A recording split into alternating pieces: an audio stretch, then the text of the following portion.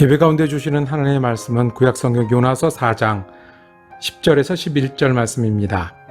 주님께서 말씀하셨다. 내가 수고하지도 않았고 내가 키운 것도 아니며 그저 하룻밤 사이에 자라났다가 하룻밤 사이에 죽어버린 이 식물을 내가 그처럼 아까워하는데 하물며 좌우를 가릴 줄 모르는 사람들이 12만 명도 더 되고 짐승들도 수없이 많은 이 큰 성읍 니느웨를 어찌 내가 아끼지 않겠느냐. 아멘. 박농쿨이 시들고 나서라고 제목 정하고 우리 은혜 나누기를 원합니다. 여러분 등산 좋아하십니까? 이 한국에서는 등산이 누구나가 할 수 있는 일이지만 여기는 만만치 않은 것 같아요. 제가 교회에서 청년들을 억지로 등산을 시켰던 기억이 있습니다. 한 여름이었고 우리의 목표는 설악산 정상을 올라갔다 내려오는 일이었습니다. 이 청년들을 모아서 수십 명의 청년들을 데리고 거기까지 갔다 오려고 하니까 올라가기 전에 구호도 외쳤고요. 팀도 짜줬고요. 특히 약한 여학생 옆에는 든든한 남학생이 같이 가도록 그렇게 해서 올라갔습니다. 그런데 막상 등산을 하면 힘들어요. 그래서 등산을 막상 시작을 하면 그냥 아무것도 보이지 않고 숲속에 있고 나무와 나무를 지나가는 일이고 내 눈으로 보는 거는 발 밑에 한 걸음씩 돌을 밟고 지나가는 것 뿐입니다. 힘들거든요. 힘들 중에 내려오는 분들을 만납니다. 그럼 꼭 물어보죠. 뭐라고 물어보냐 하면 아직 멀었어요? 이렇게 물어봅니다. 이제 1시간도 안 됐는데 출발한 지 학생들이 묻기 시작을 했습니다. 아직 멀었어요. 그러면 내려오시는 아저씨, 아주머니들은 뭐라고 대답하시죠? 다 왔어요. 조금만 더 가면 돼요. 그러면 저는 옆에서 응원하면서 받아칩니다. 조금만 더 가면 된다. 조금 시간이 이제 지나고 가파라지기 시작하니까 불평들이 생기기 시작을 합니다. 그리고 다 왔다, 가깝다라고 말한 목사를 믿지 못하기 시작합니다. 그리고 저쪽 어디선가 사기꾼 같다는 얘기가 들려오기 시작을 했어요. 사기꾼 목사가 되어가고 있는 그때 한 2시간쯤 걸었나요? 중간에 하늘이 열릴 때가 있었어요. 그러니까 나무와 나무 사이에 하늘이 열리고 밑에를 내려다보는 순간이 있었습니다. 거기 우리 다 멈췄어요. 다 멈추고 아래를 내려다보는 그 장면. 정말 아름다웠습니다. 그리고 여기까지 2시간 올라오지 않으면 우리는 이렇게 열린 곳을 통해서 보는 저 밑에 세상을 볼 수 없었을 거예요. 2시간 고생하고 올라온 보람이 있다. 야, 좋잖아. 앞으로 더 가자. 그렇게 몇 시간을 더 우리는 올라갔습니다. 중간중간에 사기꾼이라는 불평이 높아질만 하면 열려진 나무 사이로 아래를 내려다보며 그렇게 올라갔습니다. 그 맛에 등산을 하더라고요. 여러분은 등산과 같은 하루하루를 지내면서 매일매일이 지나가고 내가 한 걸음 내딛는 내 발걸음을 볼 수밖에 없는 그 속에서 언제 멈춰서서 언제 돌아보십니까? 그리고 내가 여기까지 올만하다, 고생할 만하다라고 했던 순간은 언제셨습니까? 요나가 그 순간을 맞이했습니다. 그리고 이 이야기는 박농쿨과 같이 합니다. 우리 요나 이야기를 처음부터 보면 요나는 하나님의 음성을 들었어요. 그런데 그 음성을 듣고 반대로 갔어요. 반대로 가다가 물에 빠졌고 그리고 물고기 뱃속에 들어갔어요. 그리고 거기서 물고기 뱃속에서 요나는 어디에서나 계신 하나님을 다시 만났어요. 그 다음에 또 어떻게 됐죠? 물고기 뱃속에 나온 다음에는 또다시 부르신 하나님 때문에 니느웨로 가게 되었어요.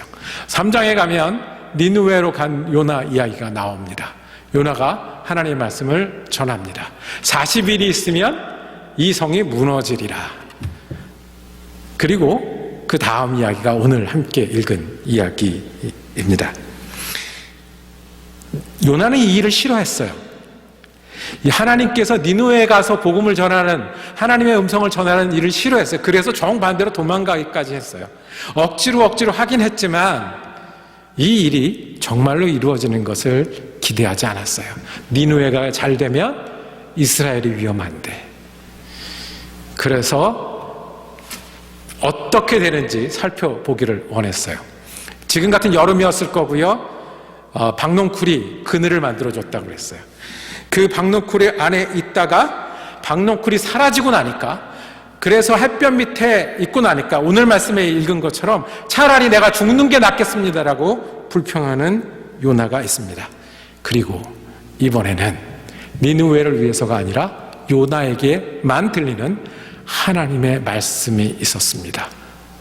그 말씀으로 요나는 자기가 여기까지 온, 물고기 뱃속에까지 들어가고 적구에까지 가서 일했던 여기까지 온 자신의 모습을 돌아보며 거기에 계셨던 하나님을 다시 만날 수 있었습니다.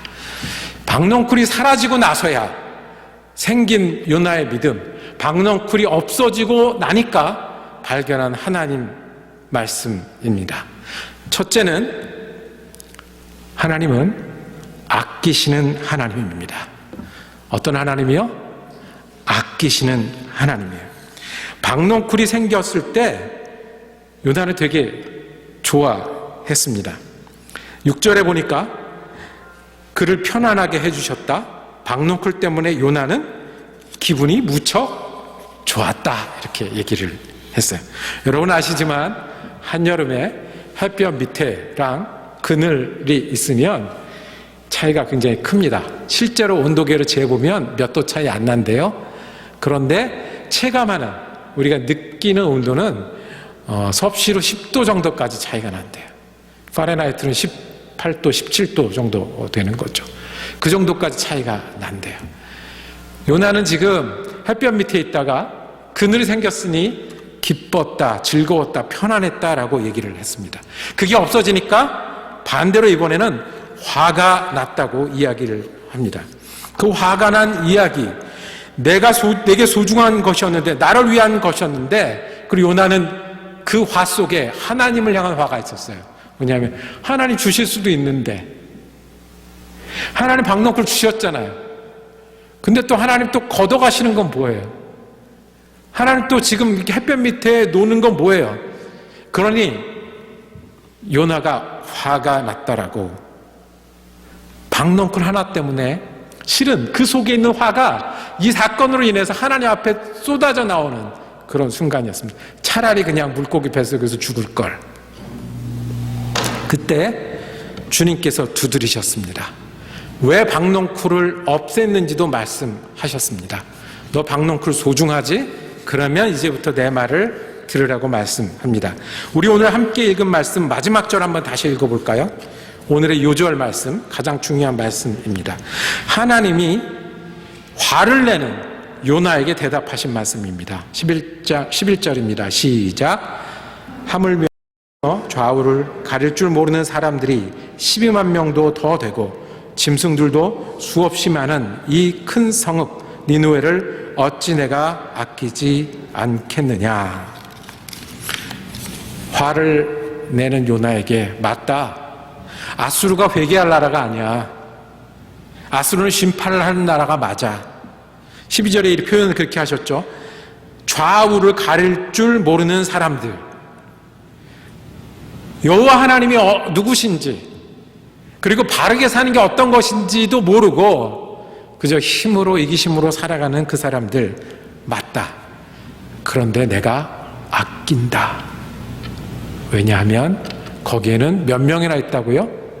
12만 명도 더 되는 사람이 있는데 내가 그들을 아끼지 않겠느냐라고 말씀하십니다. 박농쿨 때문에 기분 좋았지, 박농쿨 없어지니까 속상했지, 그런데 내가 어떻게 이 12만 명이나 되는 도시 때문에 기분이 좋기도 하고 속상하지 않을 수 있겠냐고 말씀을 하십니다. 아낀다는 말을 좀 더 쉽게 바꿔볼까요? 아낀다는 표현은 뭐예요? 관심이 있다는 거예요. 아낀다는 건 뭐예요? 이것 때문에, 이 일 때문에 좋기도 하고 이것 때문에, 이 일 때문에 속상하기도 하는 걸 아낀다고 하는 거예요. 염려하는 거예요. 화가 나고 속상했잖아. 박농쿨이 없어지니까 그늘이 없어지니까. 그런데 나는 영혼들이 이렇게 많은데 어떻게 아끼지 않을 수가 있겠냐고 말씀하십니다. 여기서 요나를 부르신 하나님의 프로젝트의 비밀이 밝혀집니다. 왜 요나를 부르셨고, 왜 물속에 넣으셨고, 물속에 넣은 걸 또 물고기를 통해서 왜 토해내셨고, 그리고 왜 니느웨에 보내셨는지. 하나님이 영혼들을 아끼십니다. 요나가 멈추어서 본 하나님은, 요나가 정말로 산전수전을 다 겪었죠. 물속에 들어가서 물고기 속까지 겪었죠. 그리고 그렇게 지냈는데 어떻게 되나 보자고 멈추어 서서 다시 바라본 하나님은 영혼을 아끼시는 하나님이세요. 그리고 하나님은 이 영혼을 아끼시는 하나님을 우리도 멈추어 서서 보기를 초대하십니다. 내가 너를 보낸 건 니느웨를 아껴서다. 예수님을 우리에게 보내신 것은 이 땅에 영혼들이 있기 때문에 그렇습니다. 어떻게 하나님이 아끼시지 않을 수 있겠습니까? 예수님이 십자가에 죽게 하신 것은 우리의 생명을, 우리의 구원을 아끼시기 때문에 그렇습니다. 예수가 부활하신 것은 오늘 내가 그저 사는 게 아니라 예수님의 은혜와 능력을 힘입어 살기를 원하셨기 때문에 그렇습니다. 좌우를 분간하지 못한다고요? 우리는 좌우를 분간하나요? 우리 전에 있었던 세대는 좌우를 분간했나요? 하나님을 분간했나요? 하나님의 뜻을 살폈나요? 하나님이 원하시는 삶을 살았나요? 옳고 그른 거를 선택하고 살았나요? 분간하지 못하더라도 하나님은 영혼을 아끼시는 분이십니다. 이것이 우리를 향한 복된 소식입니다. 니느웨를 아끼신 하나님은 예수님의 제자들도 아끼셨고, 그리고 지금은 누구도 아끼시겠습니까? 나를 아끼셔서 나 때문에 기쁘기도 하시고 속상하시기도 하십니다. 멈춰서서 생각해 보시기를 초대합니다. 하나님 왜 우리 기도를 들어주셔야 되죠? 우리 기도에는 내 소원이 가득 찬데, 때로는 이기심도 들어가 있는데 왜 우리 기도를 들으셔야 됩니까? 하나님께서 왜 우리를 낫게 해달라고 하는, 우리를 회복시켜달라고 하는, 우리에게 힘달라고 하는 기도를 들어주셔야 됩니까? 하나님이 왜 우리 아이들에게 복 주셔야 합니까? 왜 하나님이 우리 부모들을 챙겨주셔야 됩니까? 왜 하나님이 내 길을 열어주시고 내게 힘을 주셔야 됩니까? 왜 하나님이 우리를 불러서 모여 예배하게 하시고 우리 교회를 통해서 일하시겠다고 우리가 기도할 수 있습니까? 하나 우리가 의지하는 게 있습니다. 하나님은 아끼시는 하나님이십니다. 이스라엘의 적국이요, 하나님을 믿는 백성의 적국, 하나님 믿는 백성을 망하게 할 적국도 아끼셨던, 니느웨도 아끼셨던 하나님은 우리를 아끼시기 때문에 우리가 기도하는 것을 들으시고, 우리가 아프시면 같이 아프시고, 우리가 길을 찾으면 같이 걷기를 원하시는 하나님 되십니다. 이것이 내가 어찌 아끼지 않겠느냐라고 호소하시는 하나님의 마음입니다. 니느웨를 아끼셔서 요나를 통해서 전하게 하셨던 하나님이 우리를 아끼셔서 전하는 말씀, 영혼이 있으니 떠나지 않고 함께 계시고, 영혼이 있으니 예수가 우리 편이라는 거예요. 한번 상상해 보세요. 예수님이 설교하시는데, 저는 이 작은 교회에서 설교하는데도 뒤에서 애들이 뛰어다니면 쳐다보게 돼요. 예수님이 설교하시는데 육성으로 해야 되는, 그렇게 모여 앉아 있는데 가족들이 와서 집에 가자고 소리칩니다. 너 미친 거 아니냐? 여기서 뭐 하고 있냐? 집에 가자고 소리칩니다. 예수님의 눈에는 뭐가 보였을까요? 우리가 보지 못하는 것을 보시고 하지 못하는 일을 하시는 예수님에게는 여기 앉아 있는 사람이 내 어머니요, 내 동생이니라, 영혼이 있는데 내가 어찌 아끼지 않겠느냐라고 주님 말씀하셨습니다. 요나가 멈춰서서 발견한 하나님은 우리를 아끼시는 하나님이십니다. 우리가 영혼이기 때문에, 여기 있기 때문에. 요나는 아꼈는데, 니느웨는 아꼈는데, 우리는요, 살아계신 예수 그리스도가 지금도 우리를 아끼시고 부르시고 계시니 우리가 멈출 때마다 이 말씀이 우리 말씀이 되기를 원합니다. 하나님은 아끼시는 하나님이십니다. 두 번째, 이 말씀에서 요나가 발견하신 하나님의 말씀은 하나님은 우리가 하나님의 사람이 되기를 원하십니다. 누가 되기를 원하신다고요? 하나님의 사람이 되기를 원하세요. 요나가 하나님의 사람이 되기를 원하셨고요. 우리도 그렇게 하세요. 이 스토리를 가만 보면 하나님 일하는 거 싫다고 도망간 사람을 하나님이 억지로 데려다 놓으신 거잖아요. 그러면 우리 같으면 그렇게 큰 일을 겪고 나면 그 다음엔 좀 잘할 만해요. 근데 요나도 한 고집이 있는 사람인 것 같아요. 그 앞에 3장에 보면 3장 4절에 요나가 하룻길을 걸어가면서 말씀을 전했다고 합니다. 하룻길. 요나는 그 성읍으로 가서 하룻길을 걸으며 큰 소리로 외쳤다. 40일만 지나면 니느웨가 무너진다. 자, 그런데 그 전에 어떤 표현이 있냐면 니느웨는 둘러보는 데만 사흘길이나 되는 아주 큰 성읍이었다 그랬어요. 그러니까 니느웨를 다 보려면 며칠을 다녀야 되는 거예요? 3일을 다녀야 되는 큰 성읍이에요. 그런데 요나는 며칠 일을 했다고요?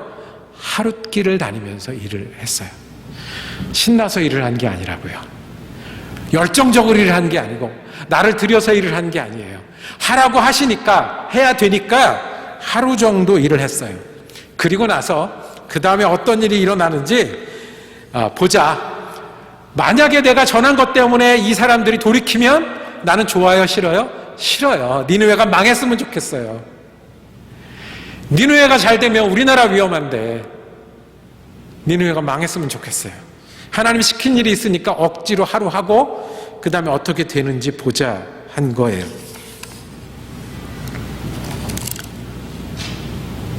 그랬는데 하나님이 그 다음엔 요나에게 말씀하십니다. 4장의 말씀은 니느웨에 관한 말씀이 아니세요. 나는 너한테 관심이 있다고 말씀하시는 거예요. 나는 너를 아끼는 아끼는 하나님이라고 말씀하시는 거예요. 너 한 사람이 그냥 일하는 사람, 그냥 할 일을 하는 사람, 그냥 시간을 지내가는 사람, 내가 내 시간을 이렇게 보내는 사람이 아니라 네가 나와 같은 마음으로 살고 일하는 사람이 되기를 원하신다는 하나님 말씀이세요. 나와 같은 마음으로. 그저 일하라고 하니까 가서 전하고 어떻게 되는지 보자라고 관찰하는 게 아니라 12만 명이 있으니 내가 12만 번 기쁘기도 하고 속상한데 이 마음을 너도 알았으면 좋겠다. 너도 내 마음 같았으면 좋겠다라고 요나를 초대하십니다.